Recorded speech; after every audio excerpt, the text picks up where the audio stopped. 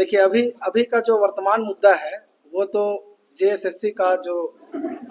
वर्तमान में जो पेपर लीक का जो मामला आया था उस पर हम लोग बात कर रहे थे। लेकिन अगर आप एक शुरू से ही देखिएगा तो इस सरकार के द्वारा लिया गया हर एक एग्जाम जो है उसमें पारदर्शिता की एकदम से कमी है। अगर शुरुआत में हम जेपीएससी से लेते हैं जिसमें सिविल सर्विस का जो एग्ज़ाम हुआ था उसमें जो मेरिट लिस्ट बनाया गया उसका मार्कशीट अभी तक जारी नहीं हुआ है। ऐसा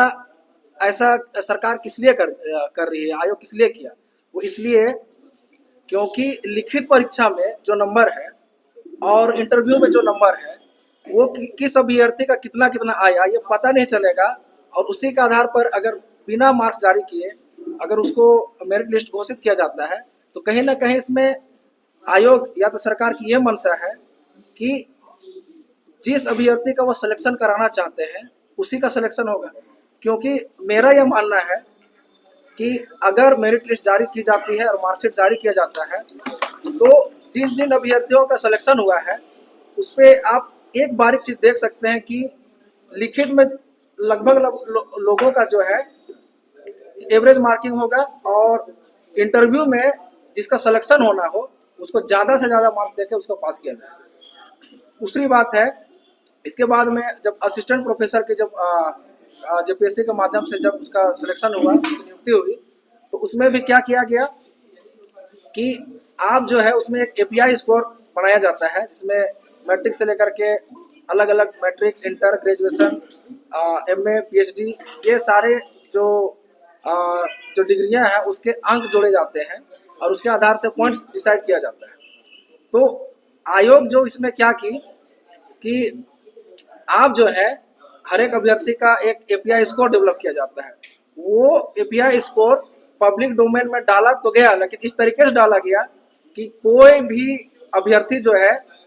अपना जो कॉम्पिटिटिव या अपना जो कॉम्पिटिटर है उसका एपीआई स्कोर नहीं देख सकता है। आप अपने स्तर से अपना यूजर आईडी डालिए, पासवर्ड डालिए और अपना मार्क्स देखिए और खुश हो जाइए। इसका मतलब ये है कि अगर किसी को उसमें अगर नंबर बढ़ाना हो या कम करना हो तो ये काम वहाँ पर उसके लिए खिड़की खोली रखी गई थी। परीक्षा सेंटर में जाने से पहले जो है क्वेश्चन पेपर लीक हो गया, और केवल क्वेश्चन पेपर लीक नहीं हुआ, क्वेश्चन के साथ जो है आंसर की भी जो है व्हाट्सएप और सोशल मीडिया में वायरल हो रहा था। इसका विरोध जो है आसू पार्टी की तरफ से भी किया गया, कई जन संगठनों की तरफ से भी किया गया।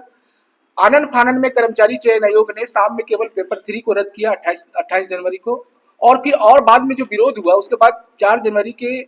परीक्षा को भी स्थगित किया गया। हमारे आसू पार्टी के जो सुप्रीमो है उन्होंने विधानसभा के विशेष सत्र पर इस मामला को जो है गंभीरपूर्ण मामला को गंभीरता से उठाया और इसकी जांच की मांग की, दोषियों पर कार्रवाई का मांग किया गया। लेकिन सरकार जो है दोषियों को बचाने के लिए एक सदस्यीय एसआईटी का गठन किया है। उस एक सदस्यीय एसआईटी से हम लोग संतुष्ट नहीं है, क्योंकि ये जो धांधली का जो मामला है झारखंड कर्मचारी चयन आयोग में पेपर लीक का जो मामला है, ये केवल झारखंड राज्य से जुड़ा हुआ नहीं है, इसके तार जो है पड़ोसी राज्यों से भी जुड़ा हुआ है। इसमें कई बड़े रैकेट शामिल है, बड़े बड़े कोचिंग संस्थान और बड़े बड़े लोग इसमें शामिल है, बड़े बड़े सरकार के लोग भी इसमें शामिल है। इसीलिए हम लोग इस पूरे परीक्षा प्रक्रिया की जांच जो है सीबीआई से कराना चाहते हैं, क्योंकि ये झारखंडी अभ्यर्थियों का अधिकार का मामला है, उनके सम्मान का मामला है, उनके रोजगार से जुड़ा हुआ मामला है। जिस प्रकार रोजगार को छीनने की साजिश की जा रही है और बड़े बड़े रैकेट जो है, अभी आपने देखा होगा कि लोकसभा में ये मामला उठाया गया रांची के सांसद के द्वारा। उन्होंने स्पष्ट बताया कि एक एक सीट को जो है 15 से 25 लाख और 30 लाख में बेचने का साजिश रचा गया था। आप देखे होंगे कि रिंग रोड में, रांची के रिंग रोड में बड़ा बड़ा रैकेट इस पर काम कर रहा था। तो हम लोगों का ये मानना है कि एसआईटी से ये मामला हल नहीं होना है, इसकी जांच सीबीआई से होनी चाहिए। और सीबीआई से जांच होने के साथ साथ ये भी एक मामला है कि जो अभ्यर्थी, जो छात्र प्रतिनिधि झारखंड कर्मचारी चयन आयोग के तानाशाही रवैये के खिलाफ आंदोलन कर रहे थे, विरोध कर रहे थे, जो लोकतांत्रिक और संवैधानिक तरीके से था, उस पर लाठीचार्ज किया गया। इससे भी सरकार और अधिकारी नहीं रुके कर्मचारी चयन आयोग के, उन लोगों के ऊपर जो है गलत तरीके से, मनमानी तरीके से जो है एफआईआर किया गया। एफआईआर जो है एजेंसी पर होना चाहिए, जो एजेंसी परीक्षा को कंडक्ट किया है झारखंड कर्मचारी चयन आयोग के माध्यम से, उस पर कोई कार्रवाई अभी तक नहीं हुई है। और कार्रवाई जो है अभ्यर्थियों पर, आवाजों को उठाने वाले, अधिकारों का सवाल खड़ा करने वाले युवाओं पर किया जा रहा है। तो उसका हम लोग निंदा करते हैं और मांग करते हैं कि उस प्राथमिकी को तुरंत हटाया जाए, और साथ ही साथ झारखंड कर्मचारी चयन आयोग के अध्यक्ष और जो भी अधिकारी हैं, अध्यक्ष के सहित सचिव, एग्जामिनेशन कंट्रोलर जो भी हैं, उन सब पर प्राथमिकी दर्ज हो, उनको जो है तुरंत बर्खास्त किया जाए और जो एग्जाम कंडक्ट करने वाली एजेंसी है उसको तुरंत जो है ब्लैक लिस्टेड किया जाए और उस पर जो झारखंड सरकार ने प्रश्न पत्र लीक कानून बनाया है उसके तहत जो है उस पर कानूनी कार्रवाई होनी चाहिए। इन सारे सवालों को लेकर हम लोग जो है लगातार चरणबद्ध आंदोलन करेंगे। हम लोगों का जो पहला आंदोलन है वो 12 फरवरी को है, जहां पर हम लोग कॉलेज और विश्वविद्यालयों में छात्रों के बीच जाएंगे, क्योंकि ये उन्हीं की लड़ाई है, उनका अधिकार और न्याय का सवाल है। छात्रों के बीच में जाके हम लोग सिग्नेचर कैंपेन करेंगे और आंदोलन में शामिल होने का उनसे आह्वान करेंगे।